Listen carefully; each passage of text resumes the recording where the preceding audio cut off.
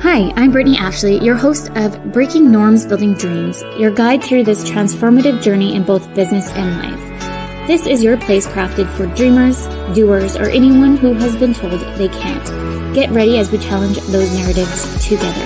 You're tuning in live to the United Public Radio Network, airing on 105.3 and 107.7 FM in New Orleans. We are streaming on all the popular platforms every Monday at 3 p.m. Eastern Standard Time. Join me for a candid and thought-provoking conversation celebrating your unique journey because you are worth it. Good afternoon, everyone. I'm so excited to be here today. We are Breaking Norms, Building Dreams, and I'm your host, Brittney Ashley. We are broadcasting live on the United Public Radio Network and UFO Paranormal Radio Network, 105.3 and 107.7 FM in New Orleans. Get ready to escape the routines and join us as the next hour as we break norms and build dreams with Nadine. I'm so excited to have Nadine here. And if you don't know from the last show, Nadine's actually going to be with us. We're going to have her come in at least once a month, give or take. We'll figure out different topics on motherhood, parenthood, all the fun stuff. Before we dive in to introduce Nadine a little bit more, let me just do a little bio on her. So Nadine is an international certified coach and is dedicated to helping moms reclaim their mojo. And pause, or let's pause that for a second. Let's rewind for a second. I'm too excited to introduce you, and my brain went sideways. Welcome to ADHD Brain. Let's rewind. Okay. Nadine is an international certified coach and is dedicated to helping ambitious moms reclaim their mojo, which is very important, and pursue their aspiring minds through personal one-on-one coaching experiencing. Nadine empowers moms to take baby steps and giant leaps to ensure they find the pace that works for them, which is very important. As a result, moms experience a sense of energy, confidence, and empowerment that really helps them pursue their desires. Beyond her role as guiding moms into their world of ease, Nadine also likes to take moments for herself, whether it is reading a good book or spending family time in Vancouver, Canada. I'm so excited to have you, Nadine.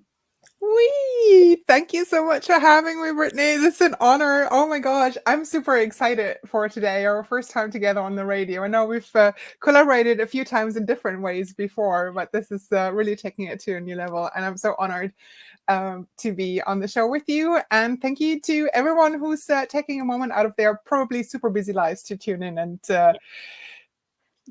just see what we're coming up with today. I know we've got some good stories lined up for for the next hour or so, and some really great tips on balancing busy life as a parent and working professional or entrepreneur.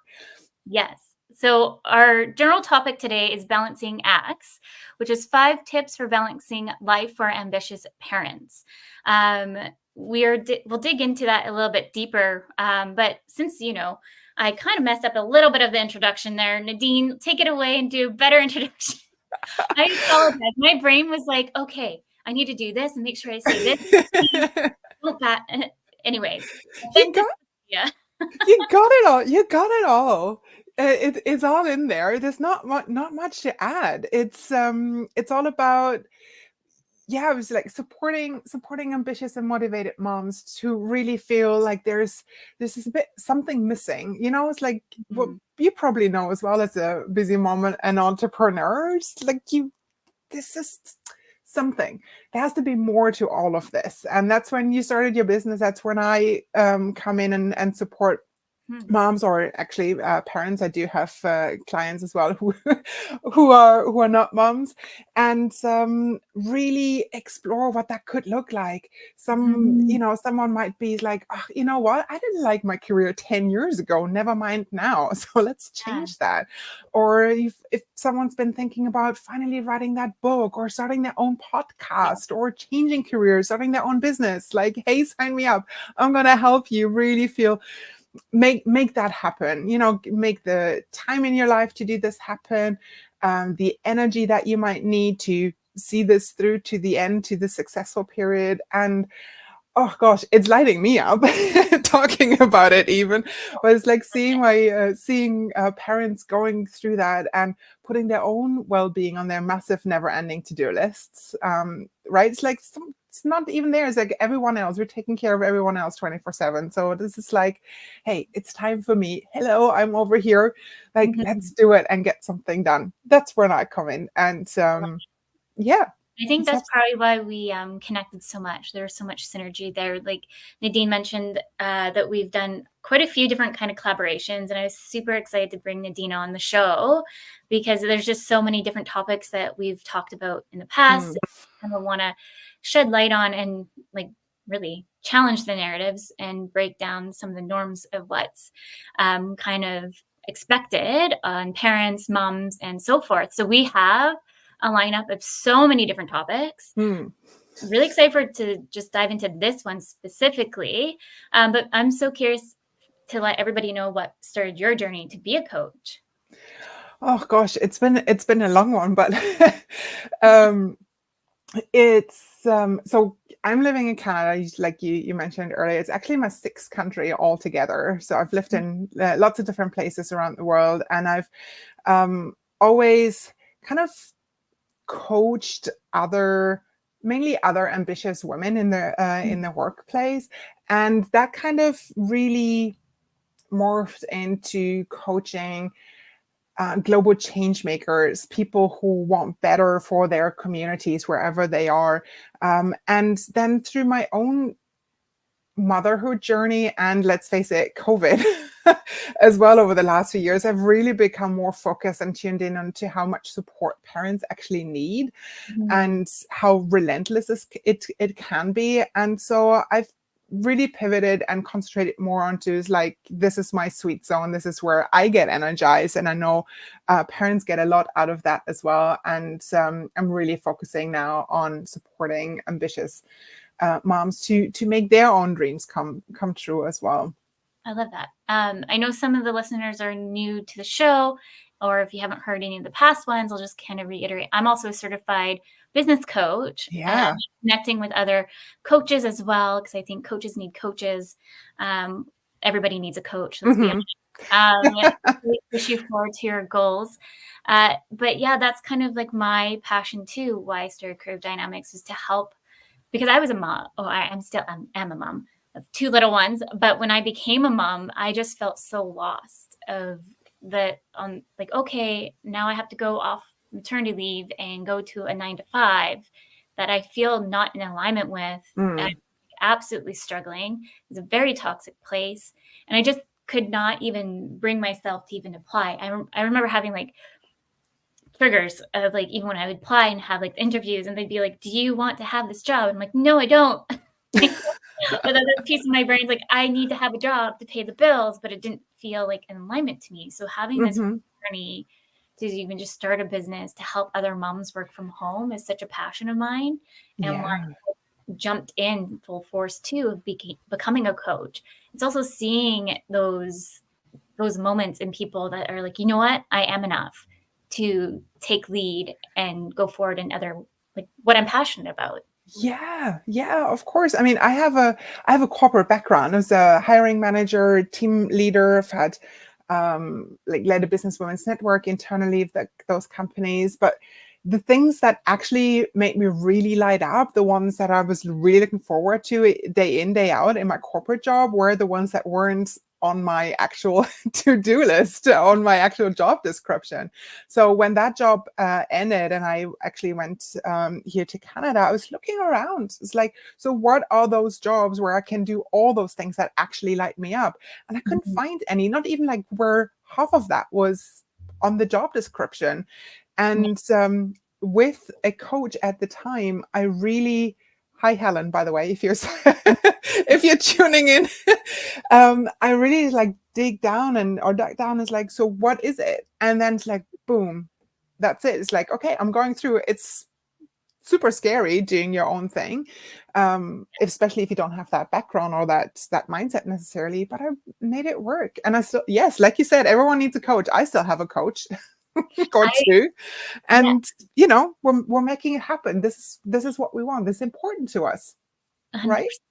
And I think it's important too in 9 to 5 jobs for employers to think about having coaches for those in the work environment, for parents, moms, and just those who are struggling, because it's hard when you're kind of like engulfed in, I don't want to say the system, but in a way you kind of are, because you're following the systems to build their business and so forth. You kind of forget what you're passionate about. And I think employers will even see like a change in their employees of being like, you know what, I'm so passionate about this again. I can do X, Y, and Z again. I can all of these things. Like looking back when I did have 9 to 5, I think I would have been like, well, let's be honest. I probably been like, oh, I should have been an entrepreneur. I would have realized that my brain should have went that way. But I think it would have been a lot more impactful, or will be impactful, to see that kind of movement a little bit more in 9 to 5s. I think as entrepreneurs, we're just kind of, we know to go find a coach. I don't know. I feel like it's just a little bit more organic of, yeah, I need a coach. Yeah, I do see a trend. So the first time I got in, kind of got a touch point to a coach was actually because my workplace had internal coaches. So that's how I got exposed to coaches, and I'm still coaching people in the workplace.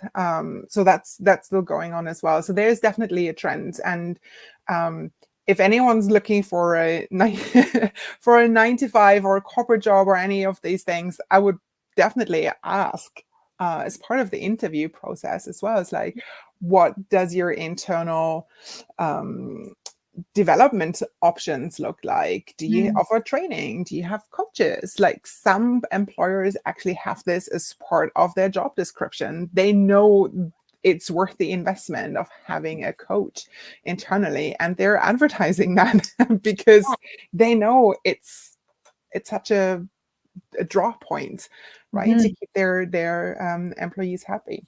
Yes. So yeah, here's to coaching. Let's dive in. Yes, let's. As we mentioned, our focus today is balancing acts, and we're going to kind of go through 5 different tips of balancing life for ambitious parents. Number 1, where shall we start? Self-care and well-being. I think that's let's do that. Yeah, it's a big one in itself. I know that could be its own show. Yeah, it could. For sure. So I mean, it's definitely crucial to have self-care and well-being, and I think sometimes self-care has a bit of a negative annotations, like, oh, that again, and what is it, it's like, or you just need to have take a bath or whatever, and then that's you feel better afterwards. But it's essentially essential hygiene. It's not necessarily well-being or self-care. So it's like a bit more deeper running. And I find, especially with moms, it can also have this, self-care can be linked to being selfish, which is, there's so much to unpack just in that as well. But it's basically essential. Rest is essential. You charging your batteries is essential. You can't run on an empty battery. So it's like, fill up your cups for the sake of doing it for yourself. If you do need an additional reminder, or an additional, reason, then do it for your family, for your job. You can't do your best work if you're not rested, if you're not well. It's just not possible. 100%. And actually, I was just having a chat with a client right before this call, and I was just saying, I went to bed at 8:00 last night because I was just, my whole body was just kind of like, I guess it's also the fear of missing out, and I don't know what I'd miss out at Sunday evening, but I was like, I have to watch a movie. But I'm halfway falling asleep, where I was just like, you know what, there's no point. I need to take a step back and go to bed and rest. And I feel so much more rested today. Right. So it's listening to those listen to your body at the end of the day, what it's trying to tell you when you're feeling really stressed or feeling burnt out or so forth. What are the ways to kind of take a step back to make sure you're taking care of you? Absolutely. And so often it's like, oh, I should be doing this. It's like we're putting the pressure on ourselves, or I need to be doing the dishes again, and I should be doing this, and this is what it should look like, and daddy dance. It was just constantly pushing what you just said. It's Mm. the pushing, pushing, pushing. Yes. And kind of really relate this to, oh, it's not worth it if it's difficult. But really, it's like, what if you just go to bed at 8 o'clock, right? Yes. It can also be easy. No one's actually going to say anything about it. So what? You went to bed at 8. Great on you. I wish I did this. And what, one of the things around self-care or well-being, actually, I find oftentimes starts with a mindset as well. It's like Mm-hmm. that we're worth it. We're Yeah. enough to look out for ourselves. Mm-hmm. It's not always like looking out for everyone else's well-being 24/7. It's granting ourselves the permission to look out for ourselves and be like, switch off that negative self-talk around it and switch on the self-compassion. Yeah. I'm worth going to bed at 8 o'clock. Yeah. Yes, I can. So what? And it's hard too, because sometimes you feel like just say, I actually cleaned the whole house yesterday, so I didn't have dirty dishes in the sink for once. Um, but usually, you would have like maybe dirty dishes in the sink, and you're super tired. Yeah. And you know what? I should actually really go and deal with those dishes. So it's just kind of like, I guess, like a fine line. Like if you're really pushing yourself to go do something, when the good part of you, the other big part is just like you need to go to bed. You need to rest. What is it to just leave the dishes for one night, to kind of segue, to go have that extra rest, because your body's telling you that you need to take that moment to step back for. Yeah. Because then also you might be faster the next day around when you have a clear focused mind, and you can actually do that while maybe also listening to a podcast and concentrate on that as well, so you can do those things, Yes. or something else. But you might actually be more efficient if you're prioritizing the sleep first, Mhm. for instance. And it's so different um, for everyone. So that's not really like one thing to say. Yeah. It's like, oh yeah, do this for self-care, because sometimes those things are it's different and they resonate differently. So for me, an essential self-care thing would be that I read romance novels. I just have to read them. It's like be in a different world, just me, the quiet time, and I need to dive into this. If I don't do this for a few days, Mhm. I can feel Yeah. it. So that's something for me. For others, that would be torture. It's just like, I don't like books, or Me. yeah. Or just like falling asleep after half a page because you're just like so exhausted. That's just not that. Then Yeah. maybe it's podcasts, maybe it's audiobooks, maybe it's your favorite show on Netflix. Whatever it is, there's always something different. Or hanging out with your friends. The essential things, like what are one or two things that you would make the biggest difference. So it's not doing everything, but what's like one or two things that would actually make a difference? Is Yeah. it getting up a tiny bit earlier in the morning and starting your day with in a quiet home with a Mhm. cup of coffee, just by yourself, Yeah. instead of waking up into mayhem? Or what is that for you? What would make a difference? It doesn't have to be huge. Do you have any tips for anyone who is struggling as a parent or mom, trying to find like what is like considered self-care? Because I feel like it's taken Mhm. me a long time to figure that out, for sure. And I feel like you mentioned guilty. Like even when I'm like thinking about it, I'm like, oh yeah, I feel guilty about that. So maybe I Mm, won't roll it that much into my week or month. So how would you recommend yeah. others to kind of. It's a there's also this thing about kind of getting lost during motherhood, or getting like losing your identity as a mother. It's like, what do you like now? Do you still like that thing that you liked before you became a mom, right? Is that still something that lights you up? And so Yeah. it's a bit of trial and error, to be honest. And being okay with the outcome, right? Mhm. If you liked one thing, I don't know, if you liked, what is it? I don't know, hiking before you went and became a mom, and now you don't like it anymore. That's also okay. So it's the self-compassion around it, like trying things out and doing that. And self-care could be a whole lot of different things. It could also mean, for instance, meeting up with your best friend once a month or once a week.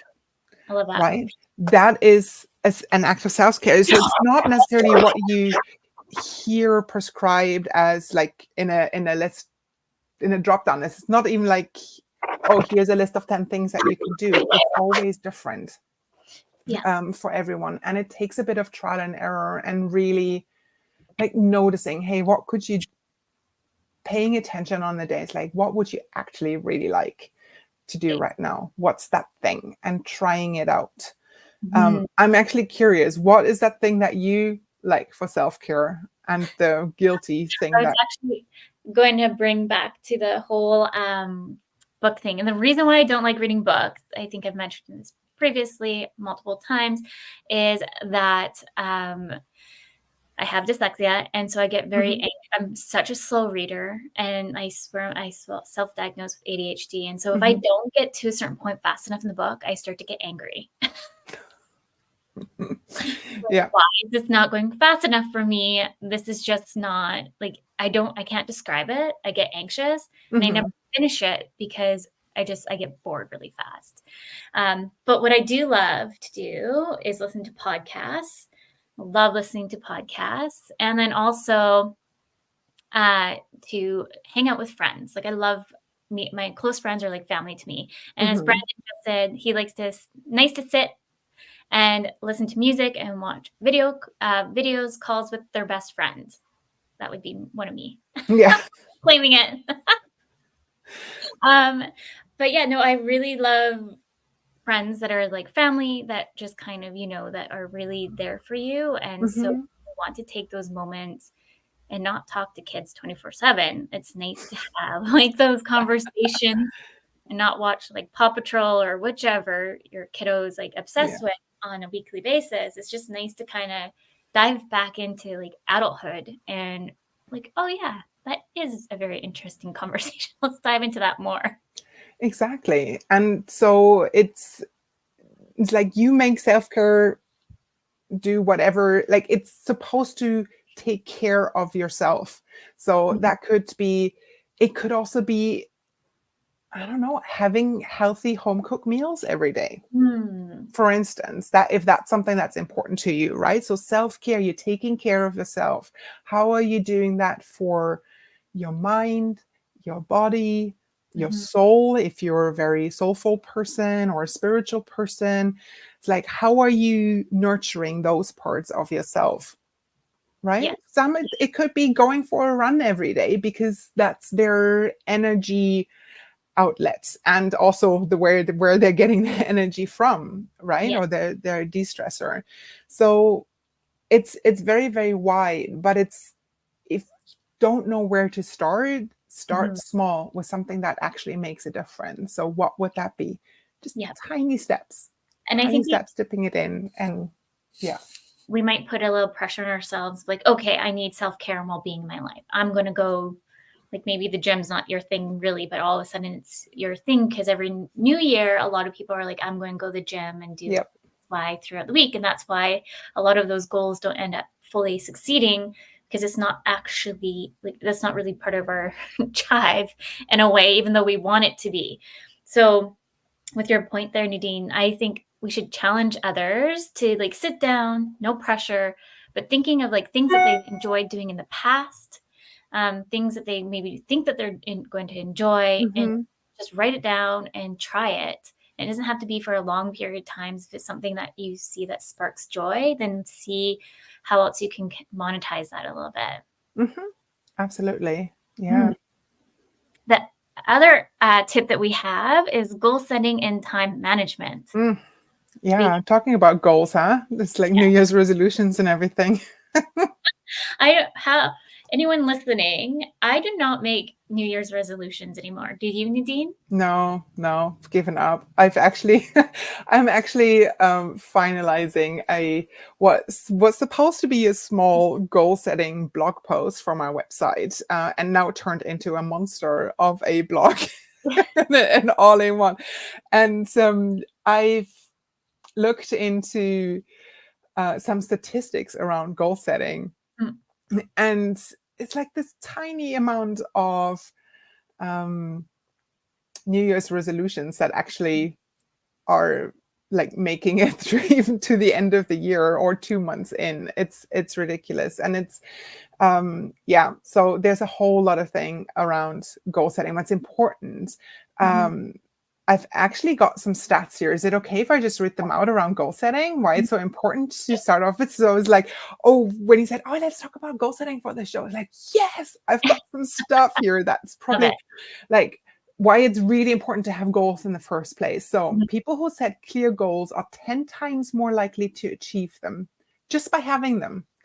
70% of people who shared their goals, so on social media, maybe with a coach, a best friend, with a family. So 70% of people who shared their goals accomplished the goal. Setting actionable tasks to reach a goal and no regular, say, weekly progress, either with yourself, you're just in a notebook, it's like, oh yeah, I've done this, I've worked towards my goal, or this is how far I've come, or again with a coach or whatever, maybe even with your manager. So if you're noting down actionable steps and you're reviewing them every week, you achieve the goals 40% faster. Oh, wow. Now, that is a real good motivator to do that regularly, right? So have your goals, talk to people about it, and do regular check-ins and feedback. That's why it's important to have them in the first place. That's true, because we both work with Lindsay. I'm like I do have ADHD, and so my brain's like and so if I don't sit down and map it out goal wise, or just like a high level, like I have to be like, okay, I'm going to do this.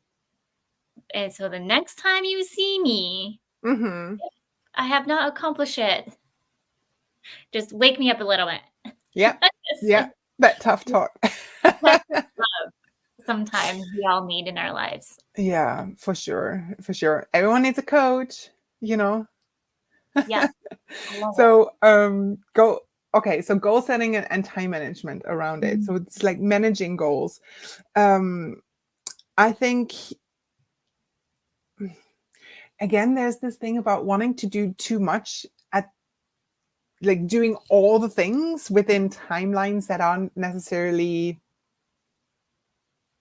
realistic enough, especially considering kids can get sick and you might not be able to work on them because you're the default parent at home. Or I don't know, last week we had our kids, yours as well as mine, home because we had a snowstorm for 2 days. Now there is a strike for public transport here in Vancouver. So didn't hear that. It's like teachers can't actually necessarily make it to their places of work, and gets what's so like we need to build in buffers, I think, for our goal setting. Be sure we have a challenge there, but also it needs to be realistic. So there's always a bit of a time buffer around it, which would also obviously take the pressure off us and the stress when we're setting goals. And so that really helps for goal setting, in my experience, specifically if you're a parent as well. What do you think? No, 100%. And I think I've mentioned this before. It was actually last show with Nicole about giving ourselves grace. And I think we definitely are very hard on ourselves as parents, as moms. And we tend to forget to give ourselves grace when we are juggling everything in the mix and above. I know for me, I think I had to really, really swallow that a lot for me, because I'm very like type A, perfectionist, get this down to a T because I need to do it all. It's like super Yeah. mom. And then I finally had the realization of like, it was when I was doing my imposter syndrome coaching of like, you know what? Let's take a step back, give yourself grace because you're doing it all. You're building a business, you're building multiple businesses, you're doing all the things, but when you're sick, like what are your non-negotiables really? So for me, when the kids are sick, they're first. The business goes back on the back burner. Yeah. And so having that piece of kind of like a giving yourself grace, but then also giving yourself grace to think that way. It doesn't mean that you're necessarily a horrible entrepreneur or 9 to 5, right? It's just, it's coming to easing your mind a little bit differently on it. Exactly. It's that self-compassion part that we talked about earlier too, and just really, yeah, you're the boss of your own business or your own persons. Like you're hopefully doing or being in a position where you can just take a step back and being okay with it. It's like knowing what your non-negotiables are, like you mentioned, is very important as well. So a lot of like the clarity around it. And even if you're not and you're in a position where you are reporting to someone else and you can't, like, you don't all have the strings in your you know, hand, and you're not the one who's pulling all the strings. There's ways to talk around it, and also not talk around it, but it's worth like exploring like what can be done, and if how you're setting yourself up for success in those areas. Communicate that and pull it through, and eventually if you're not in a place where you can have those types of conversations and you're not supported, then start looking for places that might be a bit more suitable for that. And yes, that's probably not around the corner, so that's something to work towards. And if you know, you're like, let's talk around that if you're in a situation like that, right, where the workplace just doesn't work out and it's causing you, it's like draining you of energy rather than supporting your life. Yes. The next piece before we dive in is time management, but we're already at the 30-minute mark. So for those just tuning in, you're listening to Breaking Norms, Building Dreams. We are live on the United Public Radio Network and the UFO Paranormal Radio Network at 105.3 and 107.7 FM in New Orleans. It's already been 30 minutes. Can you believe that, Nadine? We're having so much information and talking about all the things. Yeah. Time management's the next big one that rolls into goal setting, really. Do you have any kind of tips for ambitious parents on time management? Put it in the calendar. It's like all the things that are, again, it's coming back to the clarity bit. Yes. The things that are important to you, that are non-negotiables, put them in your calendar and block off time. So all the things where it's like, okay, I'm working on my business. Here's a birthday party. There's I don't know what else. There's the meetup with my good friends over there at the weekend, with my mom friends at the weekend. Those are the things that you put into the calendar, and they're like, if it's not there, you can push them aside. You forget about them. It's a blah, blah, blah. It's like time management is like, put them in. And again, also put in buffers. So I was talking to a mom last week who just like, oh, I'm always so drained when I have calls first thing in the morning and then again at 4:30 in the afternoon. And I was like, well, yeah, like you go in full on without having actually like taken time to see what other emergencies are in for your, you know, in your schedule. Or 4:30 in the afternoon, you come out of that call and you still have action items from that call, but by then it's like 5 or 6. So like, don't get into a position where you have calls first thing in the morning or in the afternoon, if at all possible. So in that case, we actually agreed that she would have buffers in the morning and in the afternoon. So no calls after 4, no calls before 8 a.m. in the morning. She was in a position to make that happen. So it's like, that's how our calendar is set up. You just like need that. And yeah. You know what else is really important? It's like scheduling in breaks. Yes, I'm the worst at that. So often it's like hands up. Yeah. I am like non-go, like step, like just 120% always with non-breaks. About like I like the buffer time piece. Yeah. And then if anyone's thinking like, how do I use a calendar? Like you can easily use your phone. Like I use Google Calendar all the time, and I map things out. And then it has like little reminders for me, so I know when like meetings are coming up. It really like helps me stay on track. I have like the biggest pet peeve when I book into calendars and they don't like sync to your Google Calendar. So my brain's like, I'm so busy. If you're not going to message me, that's like a meeting in the past already because it didn't sync to my calendar. Yeah. Make it easy. Set up your, I know it's like talking about, I just want to say, we're talking about workflows and everything, but it's like, there's a lot of technology out there that's fairly easy to use and free to make your life a bit easier. So for instance, I have a shared calendar with my husband. I have all his work meetings.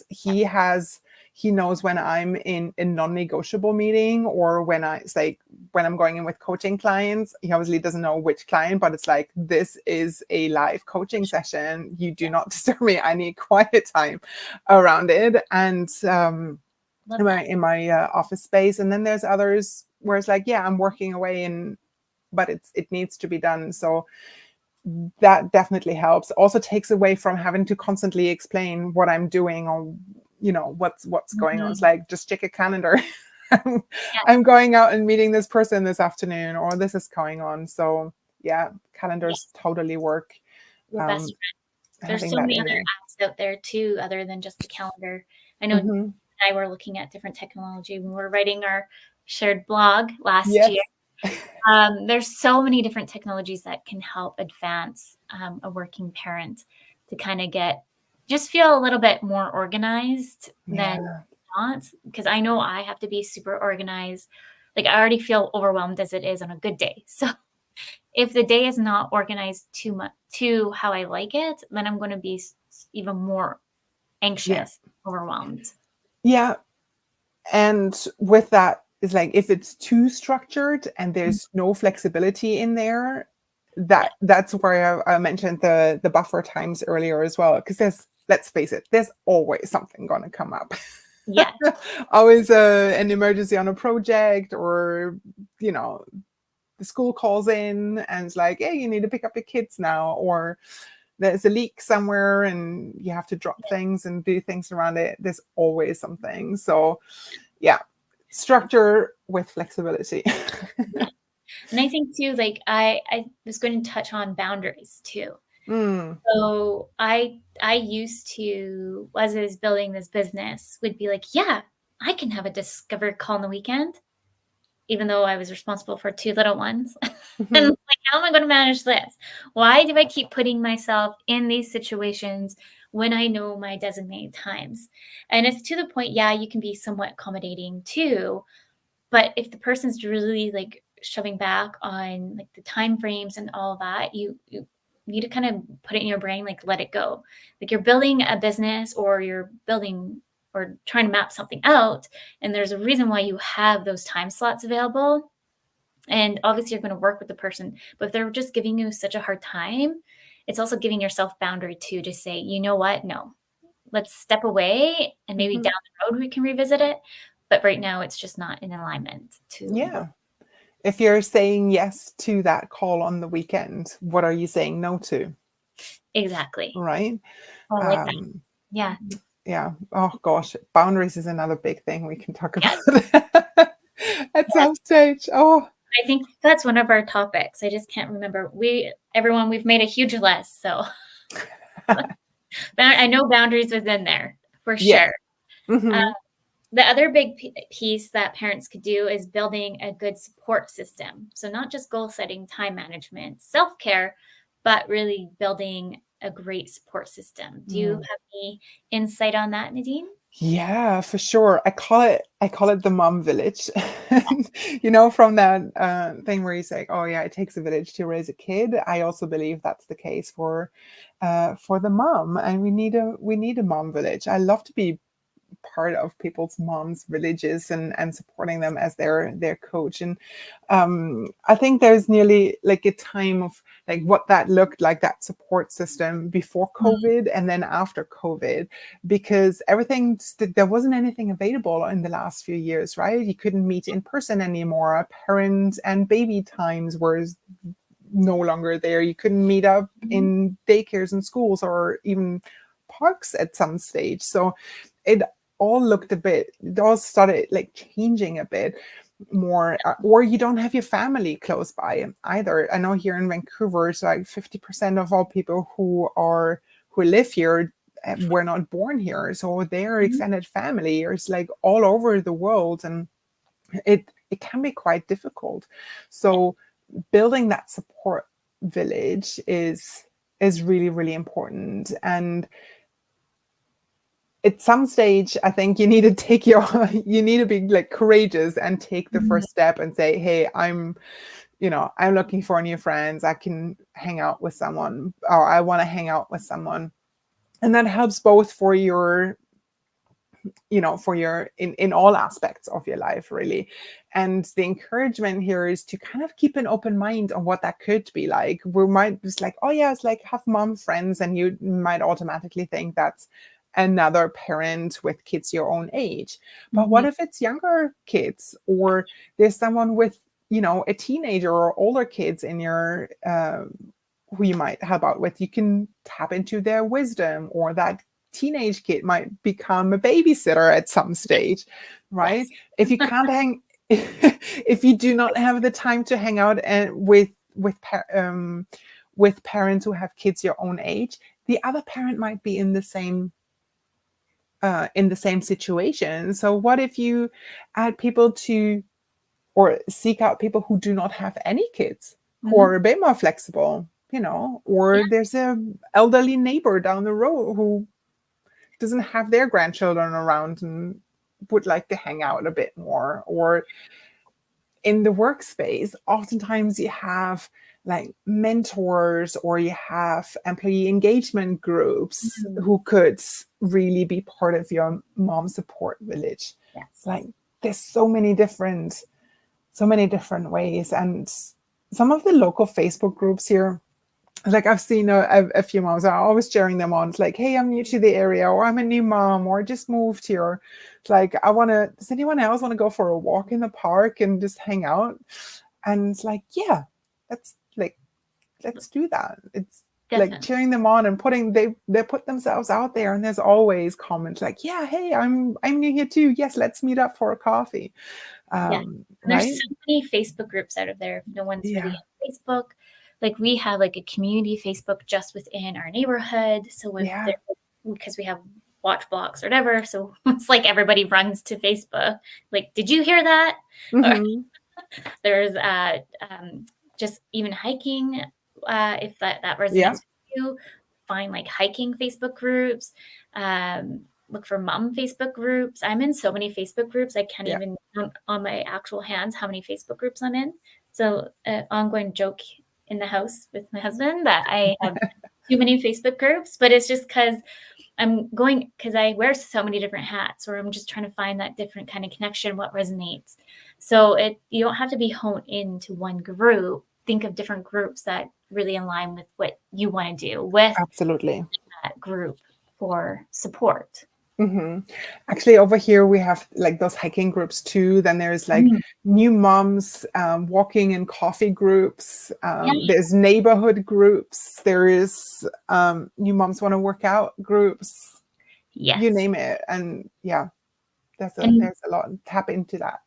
And I think it's also too of not being scared to ask for help. So with my first kiddo, I definitely have had postpartum, which was Mm-hmm. very hard, I end up asking a lot of help with the Queen Alexander here, and they end up putting me in I can't remember the name of it, but just kind of like a bubble of other moms who's going through a hard time, so we can share our stories and just a support system that way. So think of different places that you can ask for help and reach out, and be scared not to ask for it, because it was so hard for me to ask for help, because really it's like, I'm the first time mom, I want to be super mom, I want to do all these things, but in reality of it, the first time caring for a human.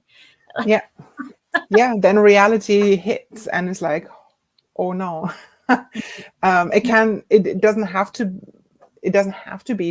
go down that road, but it definitely helps. And more often than not, I find people are very grateful when it's like, oh, thank you for asking. Right? Or it's like for putting it out there, because it takes a bit of courage to ask for help, and I put maybe a post up in a Facebook group or wherever, but it doesn't have to be. Usually the others, it's very, you get people who are Yeah. who'd also want to help out because they're in the same situation. Especially early motherhood can be very lonely. Yes. So put your name out there, hold up your hand, say, hey, does anyone want to go for a walk or a coffee meetup? Exactly. Which kind of leads into our fourth of embracing imperfectionism, which I know I'm very type A. I'm by nature a perfectionist, always striving, doing it all. And, I think it comes from letter grades back in school. I needed to always get those A's. But what do you have to share for others listening to kind of let go of the perfectionism?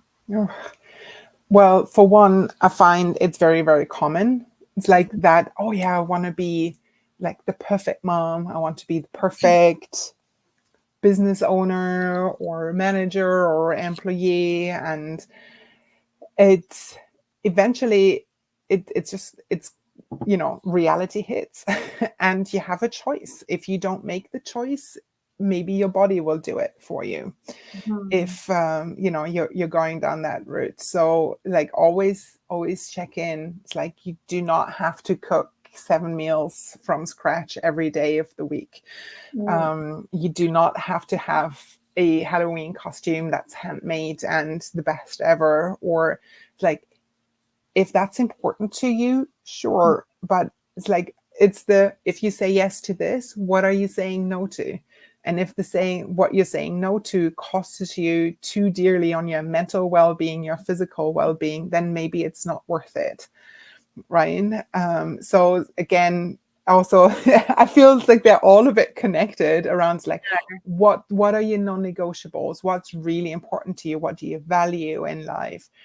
And go for that. If there's a bit of it brings you energy, it lifts you up. If you want to do a Halloween costume and you're working all year towards that because that's the thing your family does, oh my God, yeah, I can see how that would be something you're really excited about and you want to stay up and really get this going. But if it's not, then see usually 80% does it too, and it's better done than not at all.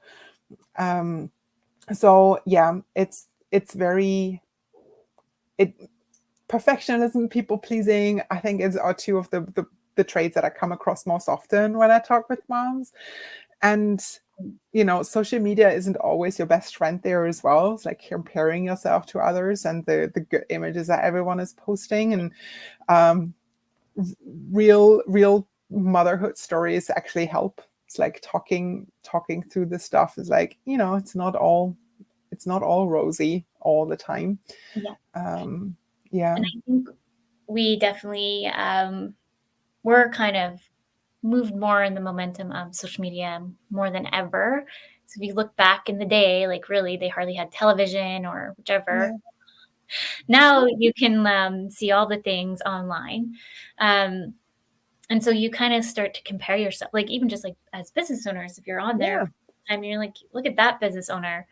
They're doing great, but you really don't even know what they're struggling with on a daily, weekly basis. Like last week, like we just chatted about, the kids were home since Wednesday. So Wednesday to Sunday, or yeah, home 24/7. I'm like, I'm going bananas. Mm-hmm. Can't wait for tomorrow to see you off to school and daycare. But like, you just never know what people are going through, because they post too what they want you to see as well. So, and some of them don't feel very confident in talking about the negatives. Some do Mm-hmm. say that not everyone's always talking about positives, but sometimes we just narrow in on those pieces and what we're really kind of taking away. And on that note, it's also like, just remind yourself that you're doing your best, right? It's like you're doing a lot. Like motherhood or parenthood, that's a full-time job. Like no one gives you training for. Let's face it. And then and then you're running your business, or you're going to your actual paid job, right? All that takes a lot of energy.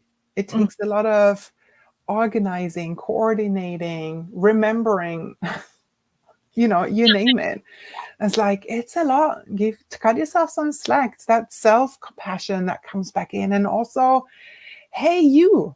It's like, come on, let's celebrate a bit. It's like, these are all the things. What if you're like, oh, I didn't do this, but it's about flipping it around, saying, hey, this is all the things that I've managed to do this week, right? Yes. And sometimes getting out of bed and making it through the day without anyone like seriously hurting themselves can be a huge success. Yes. It's like, whew, tomorrow's going to be a better day. But today, actually, it's one to write off. Thank goodness we're all going to bed now. Yeah. It just happens. It's like, okay, great. We made it through. Whew. Yes. Next one. Yes. And I think we kind of get lost sometimes in the mix when you have 1 or 2 kids, 5 kids, and just go in the motion and just in survival mode sometimes. But like we mentioned today about giving yourself grace, taking some time steps back, time blocking, boundaries, all the things in the queue will really help ambitious parents to move forward. The last piece that we wanted to chat about is mindfulness, and really mindfulness as a whole, because I think that is really big. That Terry just mentioned discipline as well as thank you. So mindfulness too plays a very important role in finding balance. What do you feel, Nadine?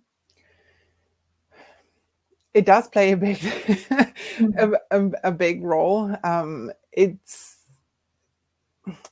a bit, sometimes I feel it comes a bit across as, oh, it's this wishy-washy thing, and we're just like leaving it aside. You don't have time for those types of things. And when we're juggling all these different roles and we're really like that ambitious and getting stuff done, one of the biggest kind of complaints that I get from my clients is that it's like too stressed. There's no time for anything. It's too stressed. It's always like on. And they're easily also not like, you're losing losing a grip, or your grip on emotions. You're getting very emotional, or you're getting flared up or angry or frustrated really easily because of that.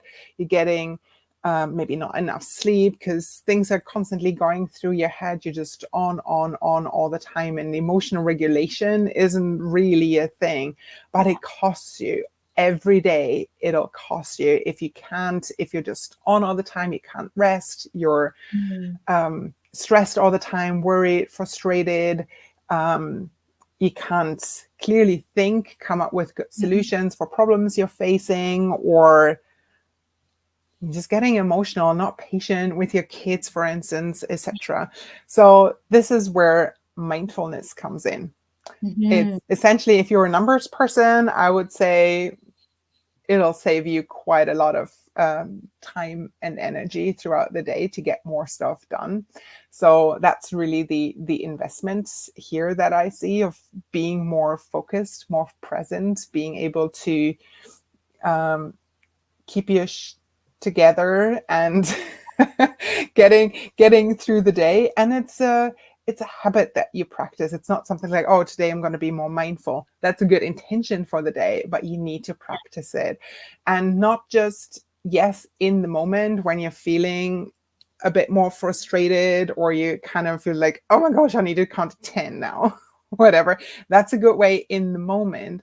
But ideally, it doesn't come to that in the first place. So you're having intervals, short intervals throughout the day where you are practicing being a bit more mindful. So it doesn't come to that flare up or the, those frustrations and anger, and you're practicing it to be less stressed, be calmer, peace of mind. I mean, who doesn't want a bit more peace of mind? Yeah. And a bit of calm in the hectic days. So examples for being mindful could be doing meditations, journaling, breathing exercises, really like practicing being present in the moment. And for those of you who say, it's like, yeah, but I don't have time for this, it doesn't have to be long. It could be a 1 or 2 minute thing in the morning. If you do get up and have your coffee earlier in the morning to start off your day calmly, it's like, what if you journal down a few intentions for the day, or a positive affirmation? This is how I want to be today. Or at the end of the day, before you go and rest, as part of your sleep routine in the evening, why don't you just even think, you don't even have to write it down, but think for yourself 3 things that you're grateful for that day, right? We're taking a deep breath in. It's like 1 minute, 3 deep breaths in and out makes a difference. Especially if you're also like going between work mode and then family or kids mode. There's so many different things, but it's really an investment in basically getting all the stuff done that you naturally want as an ambitious parent. Yes. That's a lot of points. What do you think about that? No, I love it. Thank you, Nadine. And Terry just mentioned, I love that. I love this. We also have to be able to constantly pivot. Yeah. Very true. I feel that because we're always constantly on the go, go, go, go, being mindful of all the things that we just chatted about today, like time management, goals, boundaries. I also really think like mindfulness does play a key role as well. As you're kind of speaking to your kiddos of like, okay, why am I yelling at them? What are things I can do so it's not more chaotic? It just keeps rising and rising. What are things I can do to maybe not also be that trigger as well? Because I feel like we're just triggers sometimes together, and then just fire explodes. Exactly. It's like it's like if they're, emotional about something or frustrated about something, you will hardly ever calm their emotions with your high emotions as well. You need to be calm first in order for that to help them be a bit calmer and get their emotions regulated. So you need a lead with that as a parent, for sure. Yes, definitely. Yeah. Do you? Oh, sorry. No, like which of those mindfulness things do you do, or what's your favorite? I feel like just taking a step back and breathing. And like the biggest thing that I've noticed too is that I don't like waking up into chaos. So waking up maybe an extra 5-10 minutes to just like whatever I feel like doing in those few minutes is just me time for a minute, and then go get the kids up and be ready. And I feel like that just helps me have a little bit better peace of mind, I guess, before I start the day. I'm still navigating. I'm still learning as I go of what I like and what I don't like. Like originally we always would wake up at like 7:30, and I just felt that was too pressured. So we woke up, I changed the time frames. And that's the thing that's important to kind of know, is that we're not perfect. No one's perfect by any means. You're never going to master it right away or at all. So just try to play with it and figure out what makes sense to you as the parent, the mom, whichever, to really step in and be as graceful to yourself as much as possible. Exactly. I mean, for both of us, and it's from the stories that we're telling, I can hear that out as well. We're like, it's always a work in progress. We're never ever there. Oh yeah, we've mastered self-care or well-being or time management. There's always something where we're like, oh yeah, we could tweak this, and depending on the time of our like parenthood journey as well, or our entrepreneurial journey, there's always something that we can tweak, right? Yes. Well, thank you, Nadine, for coming on the show today. For everybody listening, Nadine will be coming back next month. We haven't picked a topic yet, but we have like career transitioning and motherhood, empowering moms in a workplace. We have so many ideas. So if you want to leave a comment on what you would like us to talk about, please leave that comment. I want to say thank you to everyone who's tuning into the show. Thank you to everyone at the chat room, the great comments that came in today. A big thank you to the United Public Radio Network and UFO Paranormal Radio Network. Next week, we'll be welcoming Ashley, who also is a member of Creative Dynamics, but also owns her own business. And we'll be digging in deep on her business entrepreneurial life and some resiliency that she has overcome over her life. I'm really excited to dig in with Ashley. So until next week, remember your journey is unique and your worth is unquestionable.